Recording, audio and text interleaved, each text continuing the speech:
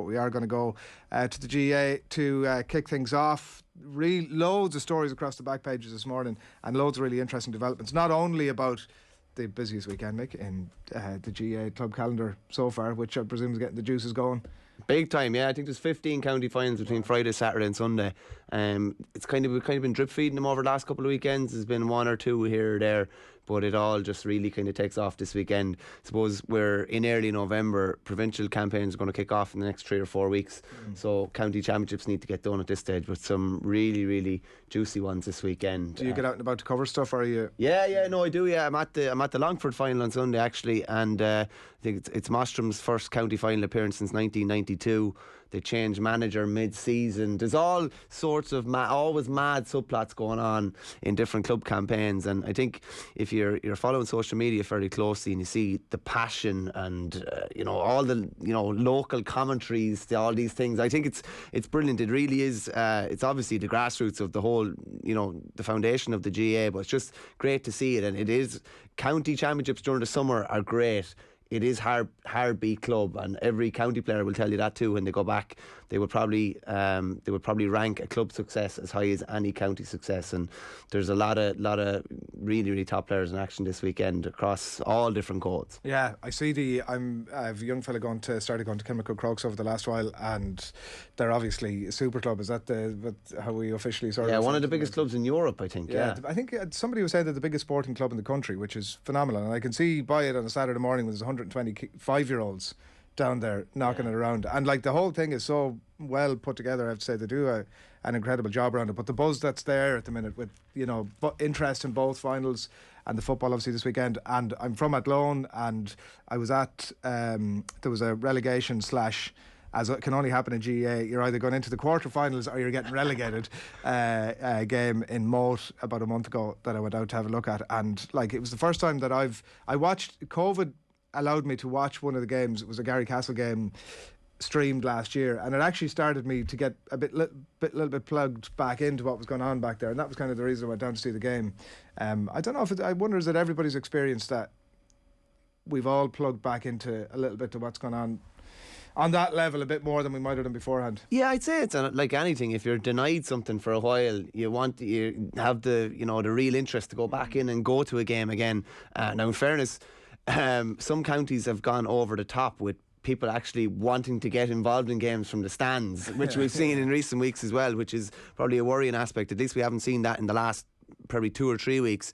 But I think, yeah, you should really be longing to get back for that. Like the adrenaline buzz of going to that. It's hard beat, like when you're going to a match where it's your parish, it's all the people that you know. Yeah. And there's no buzz like that. I even think like county games, probably outside of an All-Ireland final, there's no county game will represent that. You know everybody out in the pitch. You know what they're doing in their everyday lives as well. So I think a lot of people are tuning back into that, and there'll be a lot of big attendances at county finals over the next while. Yeah. The Kerry football final usually attracts 8,000 or 9,000. As you said, Crokes beat Coola last weekend, who were going for 3 in a row in the Dublin Hurling, and Paul Mannion, who is obviously, I'm sure people will be looking at him really closely with Crokes this weekend. They're playing Ballyboden, another kind of super club, but people will be looking at Mannion very closely this weekend. He's probably been the best club footballer in Dublin so far this year, and people will long for him to be back in the county fold. And I suppose that's the debate around this time of the year.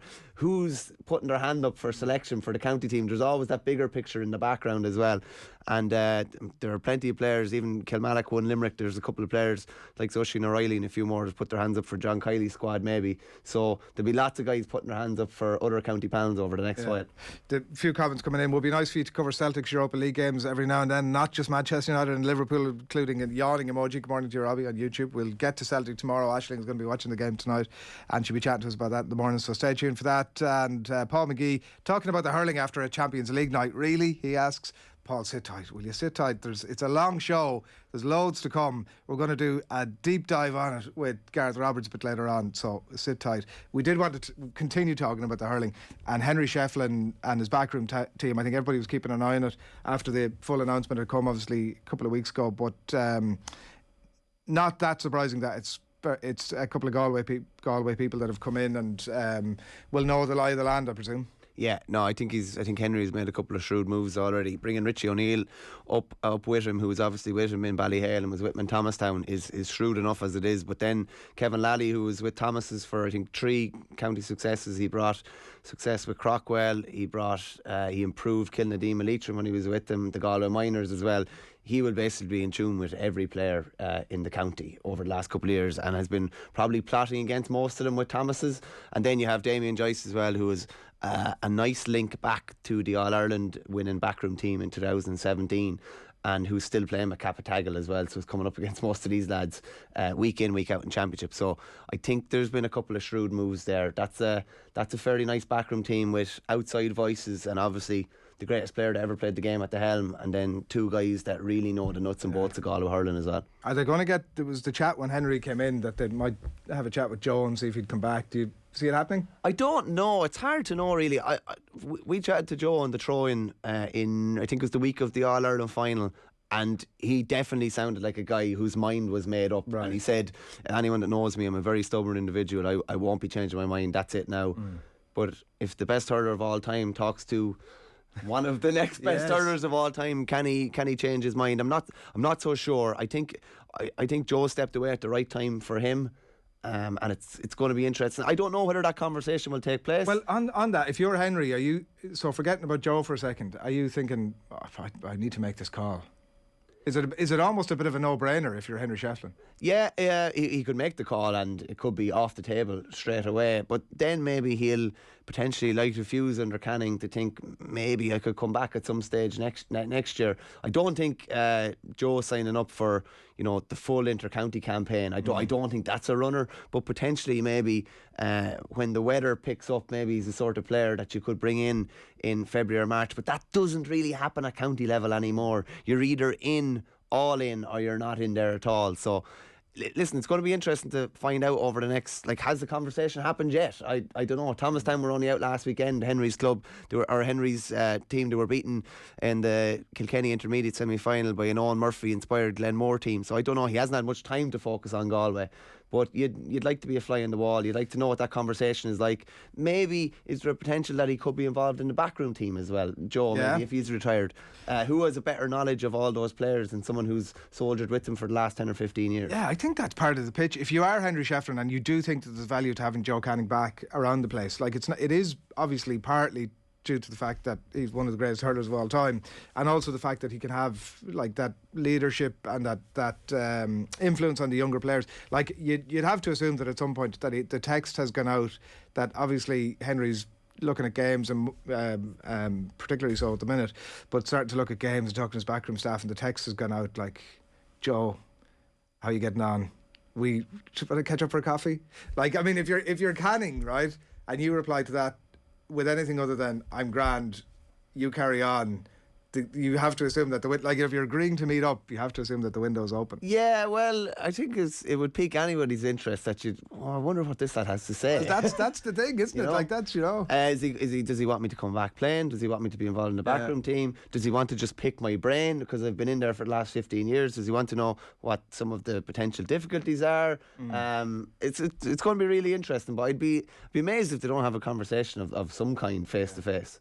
Yeah. And I'd be amazed that if on some level that he isn't back in around the place doing something or other, you'd feel, and when you're a couple of months out from as well, and nearly as you say that he has made his peace with the fact that he's done, gives him a great freedom mentally to maybe after a few months out, you can skip the league, Joe, you don't need to worry too much about that, come back towards the end of it, we'll get you back embedded, and then he's a fresh slate and he's suddenly coming back in. And he also said he's no interest in coaching or anything at any high level. Right. That he just wanted to work with the Portumna under 13s, under 15s. That's what he wants. That's what he said he wanted to do. But as we've seen in sport, things change quite quickly at times. The succession planning at Galway has been really impressive. It's nearly like sort of how you would, if you try to map it out in terms of the people that are involved there. You mentioned about Lally, three Galway senior hurling titles in the last few years. That's hard done in that county as well. And then looking down the layers as well, it's their succession is bang on here. Yeah, and Brian Hanley, who was the minor, he's a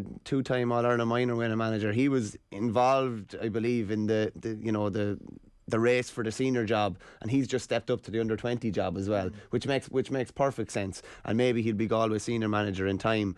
But Henry, I'm sure, will be linking him in with him as well. And like he's got a lot of people around him that know the scene really, really well, and he's got a lot of really, really good sounding boards. As well as that, then you have the outside voice coming in, and Richie O'Neill's outside voice coming in as well, that just maybe might look at things a little bit differently because they're not, right in on top of it, whereas the other lads are. So I think they have a nice mix, I have to say.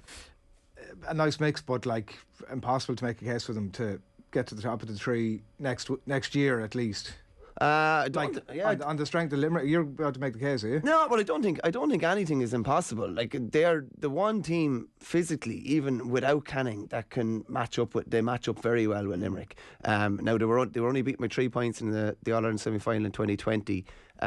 Playing a sweeper, which didn't really suit them. I expect Henry to go back to brass tacks with them and them to play a more direct game like they did when they won the All-Ireland in 2017. We've seen things turn around very, very quickly with managers before. Ballyhale were beaten in a county semi-final and beaten quite well by the Village in 2017. Henry came in and they went on a 17-game unbeaten run and won 2 Kilkenny titles, 2 Leinster titles, 2 All-Ireland titles. So I wouldn't say nothing is impossible. He's not taking over, a county that's ranked 11 or 12 or anything like that. He's taking out a county that, in racing terms, they always put little asterisks beside a county that can improve a lot, or a horse that can improve a lot. There's an asterisk beside Galway where they could jump up from 7th or 8th in the pecking order to 2nd or 3rd very, very quickly. So I wouldn't rule him out turning things around quite quickly. Mark Dunning says, I think allowances might be made for Joe Canning coming in a bit later in the year. I think that's absolutely spot on, and we'll watch that with a bit of interest as well. His own Ballyhale Shamrocks going for 4 in a row against the Loughlin Gales, and they have a nice little touch as well. I see that you've said there about letting frontline workers in for free. Yeah, I think it's a great gesture. It's probably something that should have happened in most counties, but all frontline workers, I think you'd have frontline workers from many different counties maybe streaming into Nolan Park at the weekend. Now, it's a standalone game as well. I think we just did a thing in the Independent today about county final ticket prices, so it's 15 quid, which is very reasonable, and obviously frontline workers get in for free. It was interesting to see no county was charging more than €20 except Kildare, who are charging €22 into their county final, which is an interesting one. And then there's another. Well, Kildare, as we know, always see themselves as a little bit sort of hoity-toity, a little bit above the rest. Your words, not mine, Adrian. I'm sure that's a quote at your colleague Ger as well, to be honest.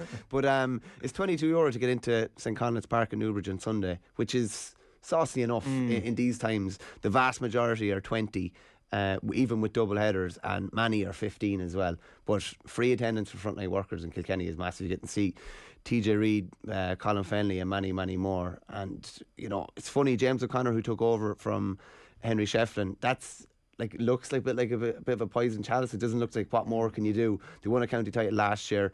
They're hot favourites to win the All-Ireland already at this stage. So it's crazy, isn't it? O'Loughlin's have beaten them. They beat them in the county final in 2016. But that'll be an interesting one. I think that's on live on TG Carter Sunday as well. One of many games, one of many exciting games over the weekend. And I mentioned Kildare there. Kildare is a really interesting subplot this weekend. So I don't think Naas have won one county football title in about 30 years.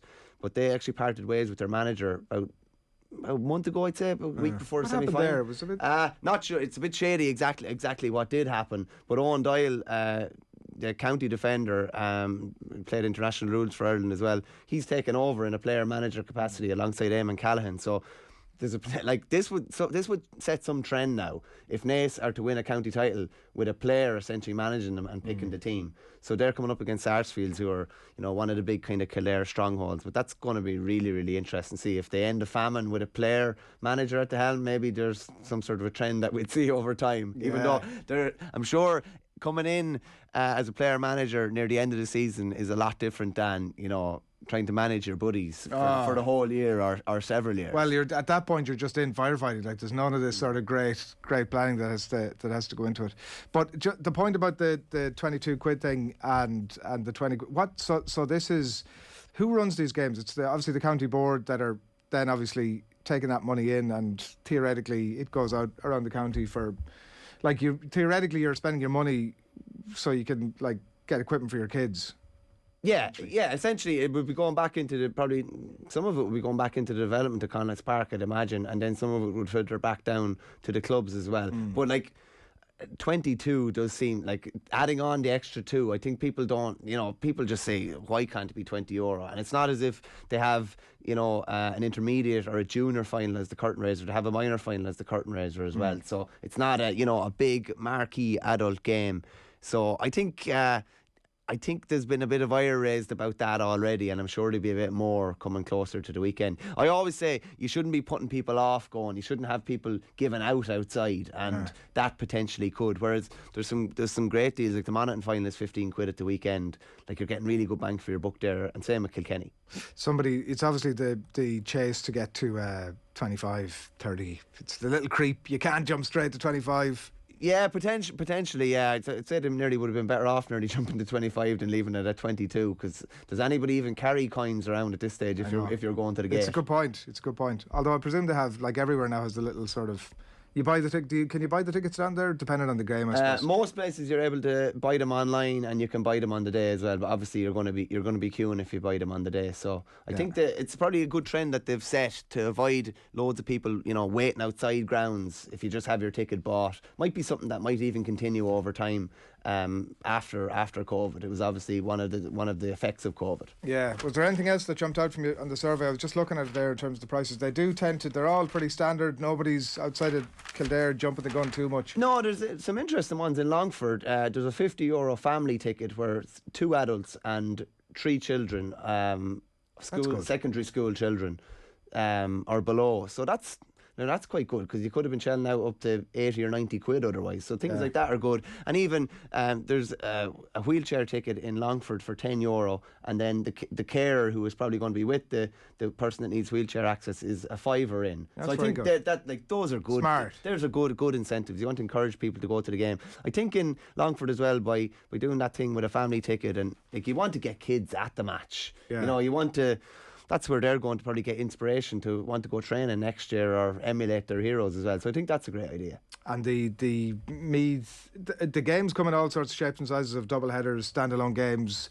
The double header could be anything from the under 12s, B teams, to whatever's going on. But there's actually a really interesting one in Meath, isn't there, with a double header there as well? That's brilliant. Yeah, no, we don't talk about the GA in terms of joined up thinking too often. And obviously the LGFA and the Camogie Association are under a different umbrella. They're not under the GA umbrella. But Meath this weekend have the senior ladies football final as the curtain raiser for the men's football final. And I think, especially in the year that's in it, like, to me, the Meath ladies were nearly the story of the sporting year, I have to say. And even, there was 4 of them on the Late Late Show recently going through the sports file pictures. I just thought it was brilliant, and I think they've really captured the imagination. And in fairness to the Meath Chiefs, they've kind of maybe seen a bit of an opening here by having, I think Dunboyne are playing in the curtain raiser. That'll be Vicky Wall, Emma Duggan, and lots more involved with the Meath team. And Dunboyne are playing then in the men's final as well. But I think maybe this has set the tone for what maybe other counties should be doing as well. We've gotten an awful lot better as regards coverage of female sports. Something like this, to have the women's final on the marquee day for the men's final as well, like, there will be a lot of eyes on that. And I think a lot of tongues were wagging even when they just saw the way the fixtures were set. This has set the tone, I think, for other counties, and hopefully a lot of the camogie and ladies football finals will be given a lot more stature maybe in time, and put as double headers. I don't see any reason why they're doing it at county level, so I don't see why any reason why you wouldn't do it at club level now. Will many of these grounds be sold out, do you think? No, the county grounds usually, like if you're looking at somewhere like Laois this weekend, Moore Park would hold 25 to 30,000. You have to remember as well, there's a localised element to it as well.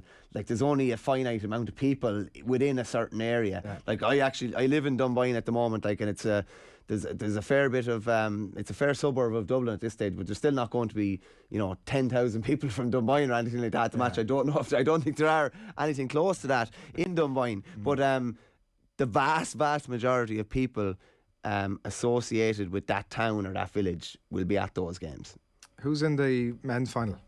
It is Dunboyne and Wolf Tones. All right. Yeah, so Dunboyne won it a couple of years ago, and Rathode, I think we're going for 3 in a row this year. But it's I suppose the sign of a competitive county championship, and Tyrone is probably the best example of this, is having like a different winner nearly every year.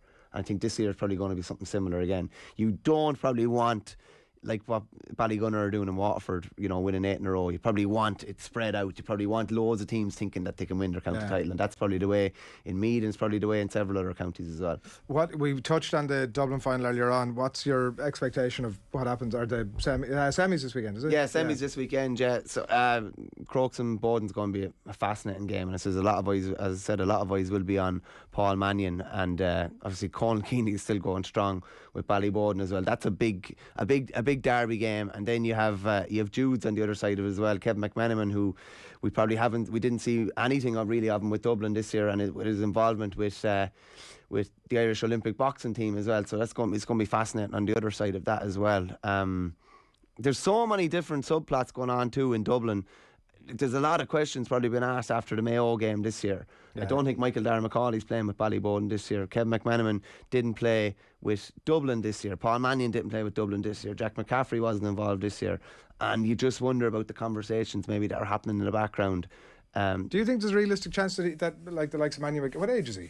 Mannion is, I think he turns 29 very soon. So I think. plenty. Oh yeah, he's in phenomenal shape as well, and he probably set a precedent for himself and maybe for others as well. He took a year out and went studying in China, maybe 4 or 5 years ago, and was able to slip back in. I remember him saying he got sick in the sink in Croke Park one night after playing half of a league game, just because you're reacclimatising or whatever. But there's no reason why someone like that wouldn't be able to get back into he could have 4 or 5 years left at intercounty level if he was to get back in. These are all the fascinating questions that go on in the background. Like we all see Dublin against Mayo last year. The casual supporter will wonder, where's Paul Mannion? And that's happened months before that. So in order for him to be playing for Dublin next year, those conversations need to happen probably now.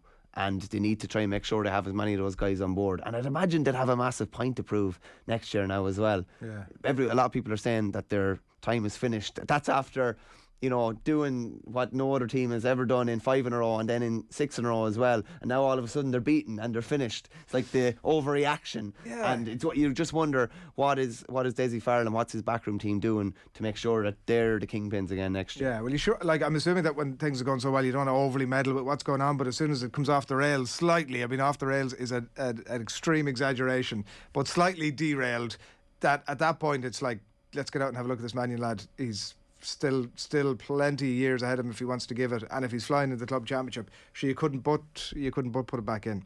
A few other bits and bobs that we want to touch on around the country this weekend, and some of the other bits of news that are coming through on the Cork Hurling backroom shuffle as well. Ger Cunningham and Christy O'Connor have moved out of there. He's obviously looking to shake things up a bit, and Gary Keegan, I know it is one of those that's come back in, and he's obviously somebody that will deal with them on the motivational side, suggesting that Cork feel as if they have the technical skill, quality of player there, I suppose, to compete, but that and unusually from a Cork point of view, that the attitude might be not right. Yeah, potentially. Obviously, Gary's got an unbelievable CV and an unbelievable record between. He was involved with the Dubs. He was involved with Irish rugby as well. He was involved with Kieran Kingston the last time he was there as Cork manager as well. So it's not a massive departure or anything to get him back in. And I suppose a lot of it would be as well, what are the ramifications of that 16-point hammering in last year's All-Ireland final? Cork were tipping away nicely and they were sprouting up like mushrooms, like we always say, overnight. Then all of a sudden, it was bam, they're destroyed in an All-Ireland final. And from a coming team now, you wonder what are the mental kind of consequences of that defeat. So having someone like Gary with his expertise obviously will help there. Pat McCarthy's in as coach. He's a former captain and a very, very well-regarded manager and coach. I think Stephen Casey's in as S&C coach as well. So he's definitely shaking things up a bit, and probably not a bad thing given that they were beating the All-Ireland final so comprehensively last year. If you're coming back in and everything is the exact same, you're wondering maybe how is that going to how are things going to change? So Kieran Kingston, in fairness to him, has definitely shook things up. And it's going to be really interesting to see how they react next year. Really, really interesting, because you probably say they got to the All-Ireland final without beating any of the real big hitters. They didn't beat a Tip, they didn't beat a Waterford, and they obviously didn't beat a Limerick. They were beaten by Limerick twice. So going to be interesting to see all the underage success, All-Ireland minors and under-20s. Can they bring that to senior level? And again, what's your sense? Yeah, what are the ramifications of that All-Ireland final? I think that All-Ireland final collapse, or whatever you call it, or you could point to Limerick's dominance as well, that will have effects. You think? I don't see them. Scars, I don't see them being a player this year. Right. Probably maybe next year or the year after. I think it'll take a while. And as you say about the Dubs, if you're beaten by 16 points in All Ireland final, you think your set up and your team is really good going into it. And then you're asking questions like, okay, if we're beaten by 16 points by Limerick in this game and we're beaten 7 points in the Munster semi-final, like, surely we have to look at changing X, Y and Z. So there's probably going to be a few personnel changes as well there. And those young guys coming in, you just don't jump from under 20 to senior level. You just don't do it. It takes a couple of years at least. So I think probably by 2023-24 they'd be real contenders. There's a possibility that been beaten by like 10 points or so by that Limerick team is actually not a bad result. Yeah, well, if you look at Limerick or Waterford were beaten, I think 11 points the last 2 times they've played them, and they're one of the few teams that have really fronted it up to them. Yeah. So, but like you read, obviously there's the results driven, and like you have to, I suppose, you have to go back. It's like Kieran Kingston isn't going to go back and go, listen, sure, that was a great all year out and we were beaten by 10 points. I do get why you would have to go back and have a look at things, but like, I don't know. It doesn't sound like you're fully bought into the idea that this Limerick team might go on to dominate the game for the next little while, because you've said that Galway might put it up to them. You're making half a case for Cork now in a couple of years' time. I'm probably playing devil's advocate, to be honest with you. I do think Limerick's age profile is absolutely tailor-made for being there for the next 3 to 4 years. I think they'll probably win maybe 2 of the next 3, whether that's 2 in a row and to make it 4 in a row. I'm not so sure. They have a couple of injuries now. Peter Casey's out. He's hoping to be back for the latter stages of the Munster Championship. His place may have been taken by Barry Murphy, who's also out with a cruciate. So they haven't really had any of those really big injuries to derail them in recent years. So, you know, if something were to happen and there was a suspension to one of their other big players, and it's funny, if you look at, they've all the style, and everybody talks about the likes of Keane Lynch and Aaron Gillan and these guys. If they were missing someone like a Will O'Donoghue, who's their enforcer at midfield, who does so much. I was listening to PM O'Sullivan was on with Ger there a few weeks ago. These are, to me, someone like him is nearly the most important player for Limerick, because he just enforces everything around that middle third where they lord games. So if they can keep everyone fit, they're going to be really, really hard beaten. But yeah, things are never go plain sailing. They're a serious side, all right. A few comments into us here on YouTube. OTB, so this was somebody telling us that we shouldn't have been talking about the hurling first up, that we should have been talking about the Champions League. Fergus Keogh saying that OTB is an Irish show. Of course we should be talking about Club GA. I don't think there are any Irish clubs in the Champions League. Naas, Blessington, Ballymore, Hollywood are 4 clubs within about 10 kilometre radius of each other, and all in senior and intermediate finals in Wicklow and Kildare this year, says Peter G. Question in there for Fiona. We'll come back to you and let you know why you want to get involved in that in just a moment.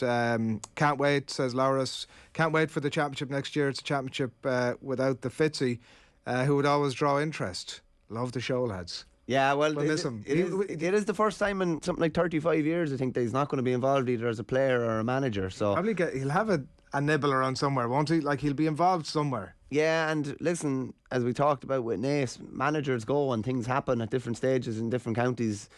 Who's to say he won't be waiting in the wings, or even he floated the idea of potentially being a coach as well somewhere. You just wouldn't know where he could come in.